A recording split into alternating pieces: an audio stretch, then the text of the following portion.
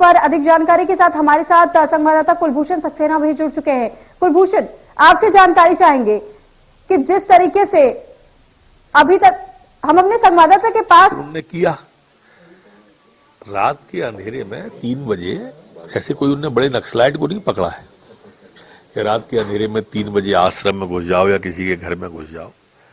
सूचना दे देते, इससे अफरा तफरी का माहौल होता है, लोगों में अज्ञात आशंकाएं पैदा होती है। इसलिए मैंने अपने डीजीपी को कहा है, छत्तीसगढ़ डीजीपी से विरोध दर्ज करा है। लेकिन सर, जिस प्रकार से बात कही जा रही है कि भोपाल भी लाया जा सकता है और इसके बाद रायपुर यहां से ले जाया जाएगा, क्या कुछ आगे एक्शन? अभी हमारे डीजीपी की बात हो जाए फिर मैं बताता हूँ। छत्तीसगढ़ के मुख्यमंत्री का बेलेबल धारा है, जमानती धारा है, इसमें क्या संवैधानिक कार्रवाई करी? जमानत भी ले सकते थे, या तो धारा बड़ी लगा देते, जमानती धारा लगाई। लेकिन इस बयान को आप कैसे देखते हैं, जिस प्रकार से उन्होंने महात्मा गांधी के खिलाफ बयान दिया था? ये बाद में करेंगे, भी हमारी विरोध दर्ज हो जाए। बधाई साहब। बिल्कुल, साफ तौर पे यहाँ पे गृह मंत्री नरोत्तम मिश्रा का यही कहना है कि उन्होंने डीजीपी को निर्देश दिए हैं और डीजीपी जो है छत्तीसगढ़ के डीजीपी से बातचीत करेंगे, उसके बाद देखने वाली बात होगी क्या कुछ एक्शन जो है होता है। भी जानकारी चाहेंगे कि जिस तरीके की तस्वीर हमने देखी जब कालीचरण को गिरफ्तार किया गया और हर ओर सिर्फ यही मांग उठ रही थी कि जल्द से जल्द कालीचरण की गिरफ्तारी होनी चाहिए। वहीं नरोत्तम मिश्रा ये कह रहे हैं कि इस बारे में उन्हें जानकारी नहीं थी जिस तरीके से गिरफ्तारी हुई है, इस बारे में और हम आगे बातचीत करेंगे। तो आखिर इस तथ्य को, उनके स्टेटमेंट को हम किस तरीके से देख सकते हैं?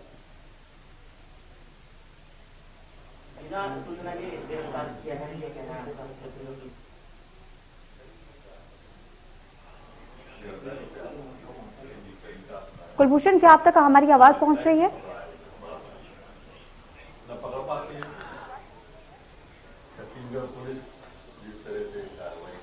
कुलभूषण, क्या आपको हमारी आवाज मिल रही है? लगता है हमारा संपर्क कुलभूषण से नहीं हो पा रहा है। फिलहाल ये जानकारी आपको दे दें कि गृह मंत्री नरोत्तम मिश्रा ने यह कहा है कि बिना सूचना दिए ही गिरफ्तारी कर ली गई है। और क्या कुछ नरोत्तम मिश्रा ने कालीचरण की गिरफ्तारी को लेकर के कहा है, एक बार फिर से सुन लीजिए। आपत्तिजनक है, हमें तरीके पर आपत्ति है छत्तीसगढ़ पुलिस के। यह इंटर स्टेट प्रोटोकॉल का उल्लंघन कांग्रेस की छत्तीसगढ़ सरकार को नहीं करना था। संघीय मर्यादाएं इसका बिल्कुल इजाजत नहीं देती हैं।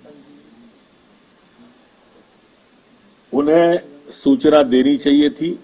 छत्तीसगढ़ सरकार चाहती तो उनको नोटिस देकर भी बुला सकती थी। मैंने मध्य प्रदेश के डीजीपी को कहा है कि तत्काल छत्तीसगढ़ के डीजीपी से बात करें कि ये क्या तरीका है उनका गिरफ्तारी का, ये तरीके पर आपत्ति व्यक्त करना है। गजनी आए।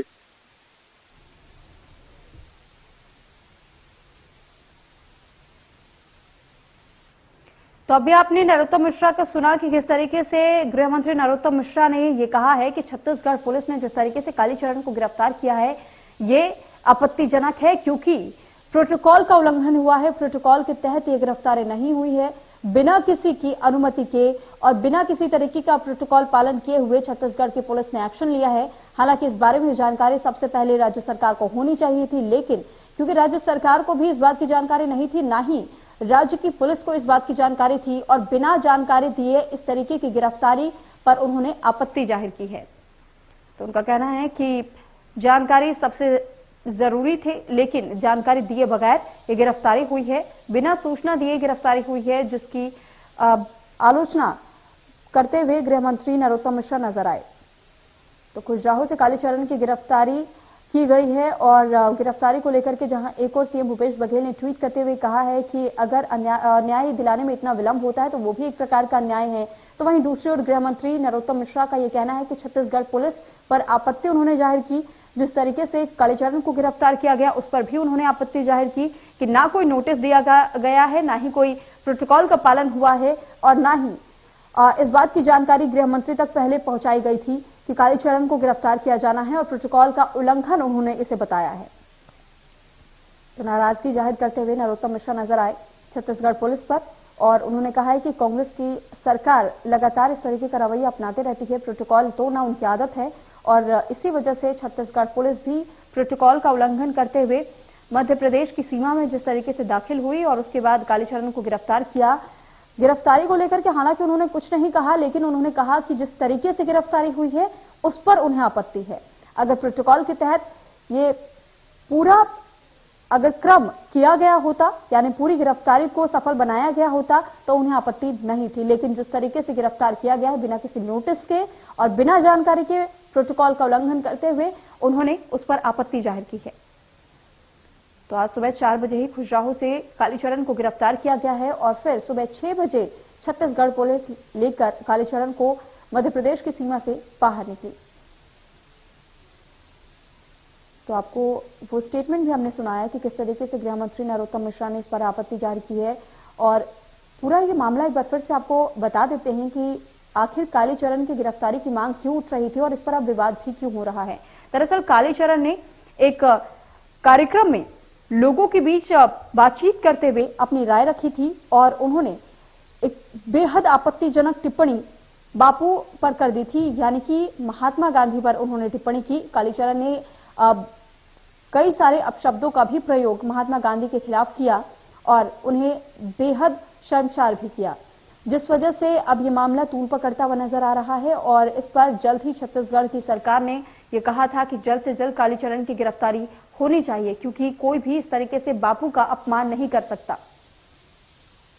तो राष्ट्रपिता महात्मा गांधी का अपमान करने के जुर्म में कालीचरण को गिरफ्तार किया जाना था और अब गिरफ्तारी हालांकि हो भी गई है, लेकिन इस पर मध्य प्रदेश के गृह मंत्री नरोत्तम मिश्रा ने आपत्ति जाहिर की है। दरअसल उनका ये कहना है कि गिरफ्तारी की जानी थी, लेकिन अगर प्रोटोकॉल का पालन किया जाता तो ये उचित कार्रवाई होती, लेकिन जिस तरीके से छत्तीसगढ़ पुलिस ने बिना प्रोटोकॉल का पालन किए और सीमा में दाखिल होने के साथ ही बिना कोई नोटिस दिए कालीचरण को गिरफ्तार किया है, हमें इस पर आपत्ति है और ये सही तरीका नहीं है किसी को गिरफ्तार करने का।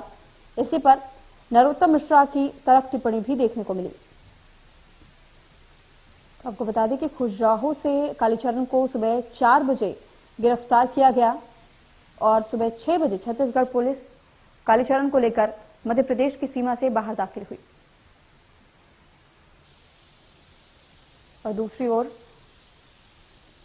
सीएम भूपेश बघेल ने जहां ट्वीट करते हुए ये कहा कि अगर न्याय में इतना विलंब होता है तो वो भी एक तरीके का अन्याय है, तो वहीं दूसरी ओर नरोत्तम मिश्रा की तरफ टिप्पणी भी छत्तीसगढ़ सरकार और छत्तीसगढ़ की राज्य पुलिस पर भी देखने को मिली। दरअसल नरोत्तम मिश्रा का ये कहना था कि प्रोटोकॉल का अगर पालन किया जाता तो वो उचित कार्रवाई होती, लेकिन जिस तरीके से प्रोटोकॉल का उल्लंघन करते हुए गिरफ्तारी की गई है वो गलत है, उसे हम किसी भी तरीके से स्वीकृति नहीं दे सकते हैं। पहले आपको राज्य सरकार और राज्य की पुलिस से बातचीत करनी चाहिए थी, आपको नोटिस थमाना चाहिए था, आपको सारी जानकारी देनी चाहिए थी और जानकारी के बाद आप अरेस्ट करते तो उस पर आपत्ति नहीं थी, लेकिन आपने जिस तरीके से बिना किसी प्रोटोकॉल का पालन करते हुए आपने गिरफ्तारी की है उस पर हमें आपत्ति है।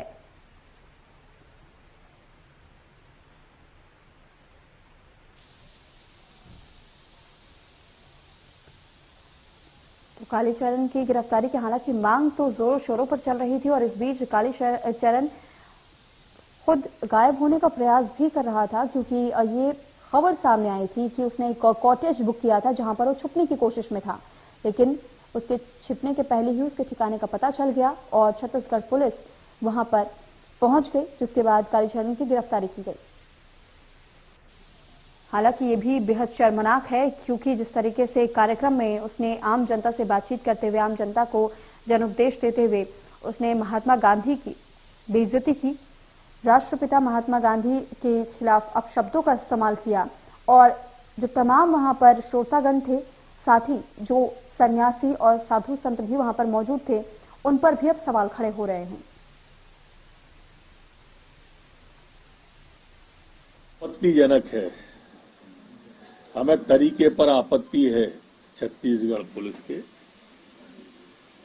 यह इंटर स्टेट प्रोटोकॉल का उल्लंघन कांग्रेस की छत्तीसगढ़ सरकार को नहीं करना था।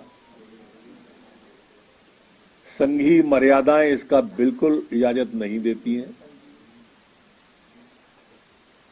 उन्हें सूचना देनी चाहिए थी। छत्तीसगढ़ सरकार चाहती तो उनको नोटिस देकर भी बुला सकती थी। मैंने मध्य प्रदेश के डीजीपी को कहा है कि तत्काल छत्तीसगढ़ के डीजीपी से बात करें